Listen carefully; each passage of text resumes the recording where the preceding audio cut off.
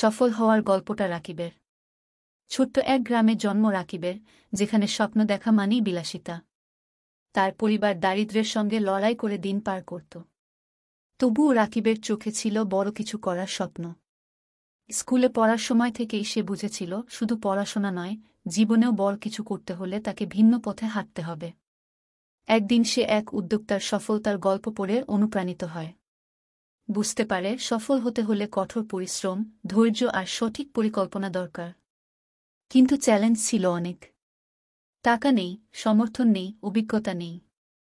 তবে রাকিব জানত তার হাতে যা আছে তা হল আত্মবিশ্বাস। রাকিব নিজের পড়াশোনার পাশাপাশি ছোটখাটো কাজ শুরু করল। সেখান থেকে যে টাকা জোগাড় করত তা দিয়ে ইন্টারনেটে নানা স্কিল শেখা শুরু করল। ধীরে ধীরে সে ফ্রিল্যান্সিং জগতে পা রাখে। প্রথম দিকে ব্যর্থতা তাকে থামিয়ে দিতে চেয়েছিল, কিন্তু সে জানত ধৈর্যই তার বড় হাতিয়ার। ৩ বছরের মাথায় রাকিব নিজের ডিজিটাল মার্কেটিং এজেন্সি শুরু করল। এখন সে গ্রামের অন্য ছেলেমেয়েদের প্রশিক্ষণ দিয়ে স্বাবলম্বী হতে সাহায্য করছে।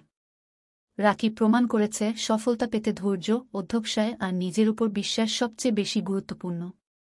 রাকিবের গল্প বলে স্বপ্ন দেখা শুরু করুন, কারণ স্বপ্নই সফলতার প্রথম ধাপ।